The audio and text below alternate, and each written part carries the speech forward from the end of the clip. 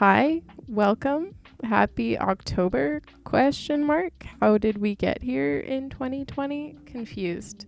Okay, moving on. Spooky season. Wonderful time of the year. So, of course, for this month, I decided to go along with that spooky theme and do a little witch's hat. I normally, as you know, if you've watched any of my other bullet journal videos, look up Pinterest pictures to inspire me for the month, but this hat just popped out of my brain and went onto the page, which was wild, but I kind of just ran with it and used a dark blue color, is bedazzle the right word? Decorated it with some stars, etc. Made it very, very spoopy. I swear to you, one of these years, I will do like a Harry Potter theme. Although Harry Potter at the moment, J.K. Rowling, not it. But like, eventually one of these years, I'll do something like overtly October, spooky Harry Potter vibes. But for now, this is what we're going with. And I'm very excited about it. Then, of course, I moved on from the title page to the calendar page. Again, I decided to spice it up a little bit this month and not just go with drawing the lines across the page like I normally do and create little boxes instead, question mark. And I really actually loved the way this turned out. I will say that it is a whole lot more work than just drawing lines across the page, but if you have some time to kill and you're feeling artsy, this is definitely something fun to play around with. And I actually had minimal errors with this one. I didn't draw any of the boxes the wrong size, and I only put one errant line in the entire month spread. So I was like, pat on the back, very extremely impressed with myself. And then I kept it simple with the header and repeated the block lettering from the first page and the yellow stars and colored that all in nice and fun. It was kind of like a see how I wrote 2020 under October up there? That made me sad, okay? Do you want to know why it made me sad? It made me sad because in any other year, okay, that doesn't make sense at all. But like, if the coronavirus were not around, imagine how fun it would be to just write like 2020. But like, because Miss Rona is here, I'm like, damn, 2020, like, for real, bro. But anyway, enough of that. I really like how this page turned out, and it actually turned out to be my favorite in the entire spread, I believe. So yay me. Woohoo. Then I moved on to my habits, and I added a sleep tracker this month because I don't know why. Because I always fail at tracking my habits, so it really doesn't make sense that I would try to track my sleep as well. But here we are, trying nonetheless. The way I formatted this spread too also required me to add a whole lot more habits than I normally put in, and I didn't have enough space to like write the whole words out, so I drew little doodles too. We just really went for it this month. So some of my habits included writing, exercising, going outside, calling people, doing art, playing guitar, making a YouTube video, hanging out with people, socially distanced, of course, hanging out in nature, etc., etc. And I got to color these in with fun little colors, which was also really cute, I will say. Tee-hee. Really, guys, wish me luck with filling this in this month.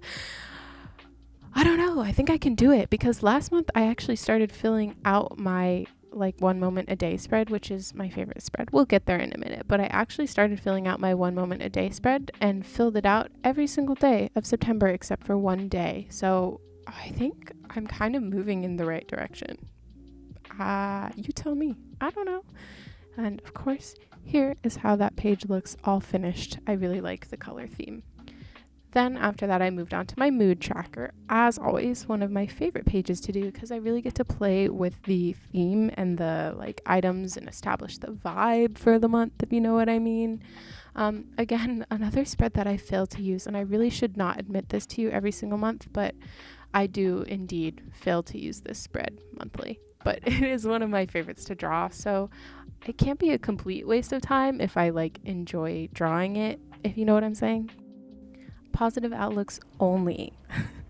This one I actually did go onto Pinterest and look up a bunch of images for because I needed a little bit of inspiration on like how to draw the shape of a bat and a ghost and make it cute.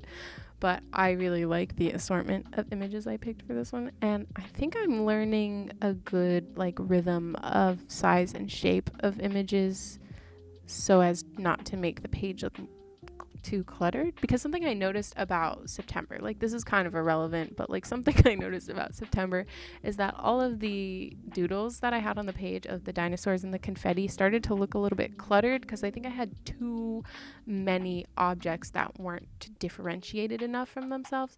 So choosing objects with clearly defined shapes I think has really helped make the spread come together, and I absolutely love this spread this month, so much so that I actually actively have decided to try to use it.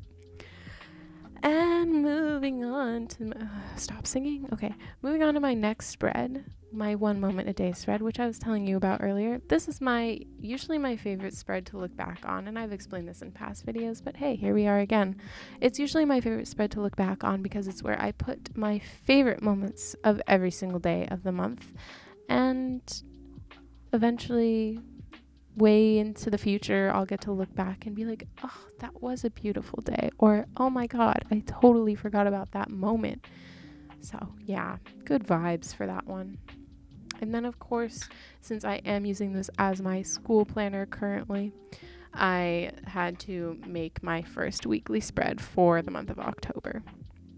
So I included little doodles. I also messed up on this header. Do you see how like poorly it's formatted? I absolutely hate it. And I went back in later, cut out a new piece of paper and glued it over because I hated it so much. And I made a stupid mistake where I drew the line diagonally. Like, can you see that? The second line down. So then I had to use whiteout to cover it up, but the whiteout wasn't the same white as my page. And now I'm just complaining, but it was like just such a bothersome spread. I did a little thumbs down on the screen. Wow, how cute of me. Oh dear.